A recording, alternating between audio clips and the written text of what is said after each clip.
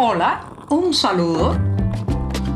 Les habla Joanny Sánchez, cubana, periodista, ciudadana, y les traigo este cafecito informativo recién colado y sin azúcar para despertar. Mitad de la semana informativa. No hay día más atravesado que el miércoles, un verdadero parteaguas de lo que ya se ha logrado informativamente y lo que queda por delante. Créanme que los miércoles son días de verdadera locura, de corre en las redacciones informativas. Por eso tengo mi café ya servido para poder disfrutar estos minutos con ustedes antes de volver a zambullirme en el fragor noticioso, en el fragor informativo de la redacción del diario 14 y medio. Voy con este sorbito sin azúcar, el sorbito de este 18 de diciembre de 2024. El mes se nos termina, casi, el año también, y he estado leyendo esta mañana un reportaje muy emotivo y muy sufrido que ha publicado la agencia AFP, que ha entrevistado a un grupo de familiares de unos balseros que abordaron una embarcación muy precaria en la madrugada del 3 de enero de 2023. Desde entonces no se ha sabido nada de ellos. Entre ellos había incluso una menor de edad y se supone que eran alrededor de unas 30 personas que intentaban llegar a las costas de Estados Unidos. Estos testimonios son muy dolorosos. Hay madres, padres, hermanos, esposas y esposos desesperados por saber, por tener una señal de qué pasó con los suyos. Viven en la angustia, no reciben noticias, y esto es lamentablemente una situación que se repite en muchos puntos de la geografía nacional y a lo largo de todos estos años. Y cuando yo leo esto, me pregunto por qué en Cuba, donde el fenómeno de los balseros desaparecidos, donde los que escapan por mar, donde la gente que muere en las aguas tratando de alcanzar un sueño, tratando de alcanzar la libertad, ¿por qué en Cuba no hay un monumento al balsero desaparecido, al balsero muerto, incluso al balsero que logró llegar y tocar tierra y sobrevivir? Esto es una ausencia lamentable y no se entiende en un país donde el discurso oficialista les rinde tributo tanto a los muertos en las campañas de independencia, a los héroes oficiales de las contiendas anteriores a enero de 1959, en un país que ha hecho de la muerte, el rito funerario, el regodeo en el pasado, una política de Estado y una forma también de adoctrinar a los niños en las escuelas y el adoctrinamiento de los adultos. ¿Por qué no hay un monumento a los balseros? Que es una tragedia. ¿Cuántas vidas se han perdido? No se sabe el monto final y la cifra, pero pueden ser miles a lo largo de estos más de 60 años. Entonces, ¿por qué no hay un lugar a donde ir a ponerle flores cerca de la costa? ¿Por qué no hay ese sitio de recordatorio a las familias que perdieron a los suyos en ese mar que es hermoso, pero que puede ser terrible y trágico tantas veces? Entonces, ¿saben por qué? Porque un monumento así sería un recordatorio al propio régimen de su fracaso, de la gente que quiso escapar de la falta de libertades, del colapso económico, también de las violaciones de derechos cívicos y de derechos humanos. O sea, no han levantado ese monumento al balsero porque sería confesar su propio fracaso de no convencer a la población cubana de que se quede a vivir, a desarrollarse, a apostar por su propio país. Por tanto, ese monumento a los balseros es una deuda pendiente que tenemos con la historia de Cuba y con todas las familias de esas personas que murieron en el mar. Un monumento que habrá que levantar sí o sí, nos corresponde a los cubanos. Un monumento que no solamente tendrá pues esa aura de dolor y de tragedia, sino también de la esperanza acumulada en una pequeña y precaria balsa como aquella que partió un 3 de enero de 2023 de las costas cubanas y todavía no se sabe qué pasó con sus más de 30 ocupantes. La Asamblea Nacional de Cuba sigue por estos días en su sesión de fin de año. Se mantiene presentando pues ponencias, supuestos resultados económicos y discusiones entre comillas. Este parlamento monocromático, este parlamento amaestrado, este parlamento domesticado que tenemos en Cuba. Bueno, pues de esas discusiones y de esas presentaciones de informes ha salido una noticia que cuando uno la lee en un primer momento parece una noticia positiva, pero tiene trampa, ¿sí? Tiene trampa. Resulta que ha habido una reducción significativa del déficit fiscal, según planteó el ministro de Finanzas y Precios, Vladimir Regueiro, que habló de este tema frente a una comisión relativa a la economía en la Asamblea Nacional.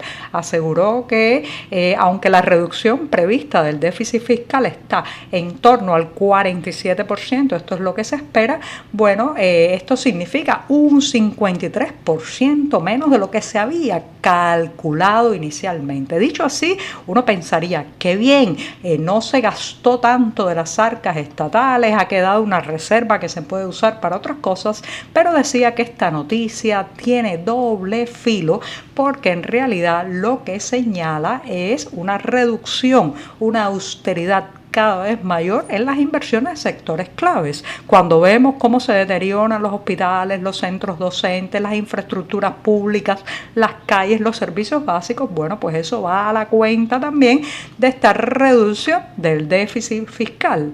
Sí, y además tampoco hay que cantar victoria porque, pues según el economista cubano Pedro Monreal, este déficit, aunque experimentó una reducción nominal en comparación con lo planificado, bueno, pero sería el segundo mayor déficit fiscal del mundo, ¿sí? Solamente superado por el déficit que tiene ahora mismo Ucrania, que como saben es un país invadido, un país en una guerra, un país en medio de un conflicto. Así que no hay nada que celebrar, siguen las malas noticias que brotan por estos días del Parlamento cubano.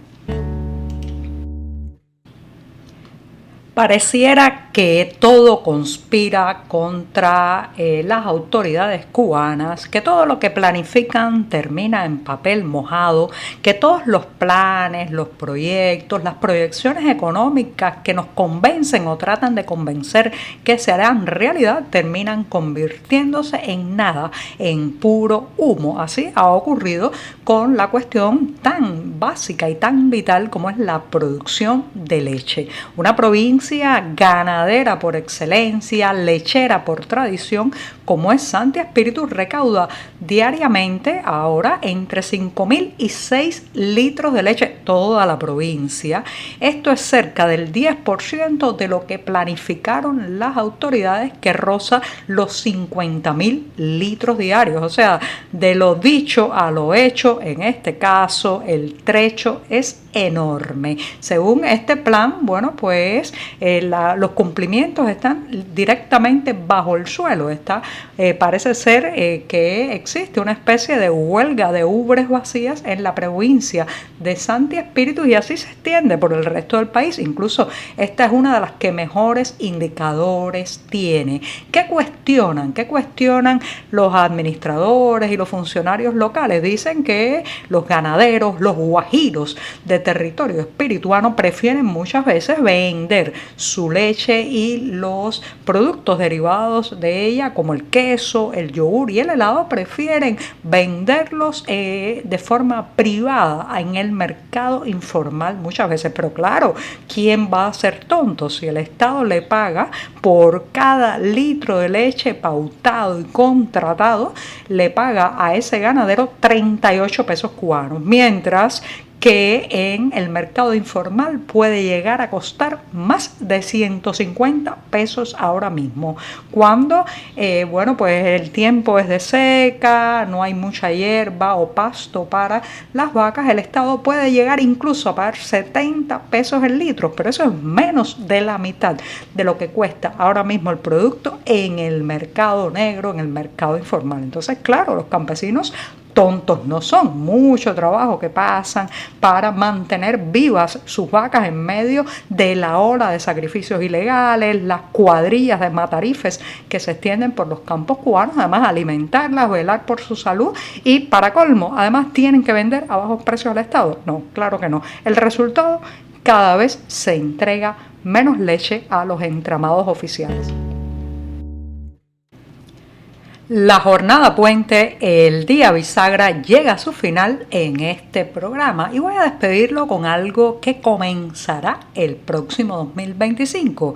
Así que hay tiempo para organizarse, para buscar información, para planificar una escapada en la ciudad de Miami, Florida, Estados Unidos, para ver y disfrutar del documental dedicado a la vida y obra del legendario músico cubano Paquito de Rivera. Sí, se estrenará el próximo mes de enero en el marco del ciclo de cine cubano que está presentado por el Festival de Cine de Miami. Se trata de un documental que lleva por título A Night in the Life, una noche en la vida, y está dirigido por Jorge Soliño. La película muestra la vida de este compositor, clarinetista, saxofonista y hombre inmenso que es Paquito de Rivera, desde su infancia en La Habana, donde demostró en los primeros años ser un verdadero genio, hasta la cima de su carrera, que, como saben, ya es un capítulo aparte en la historia del jazz. El guión de este documental además busca subrayar el triunfo de la libertad personal, del talento cuando se cultiva en un espacio de libertades creativas y libertades de todo tipo, en contraposición con la infamia de un régimen fallido, el régimen cubano, que recorta esas potencialidades individuales y artísticas.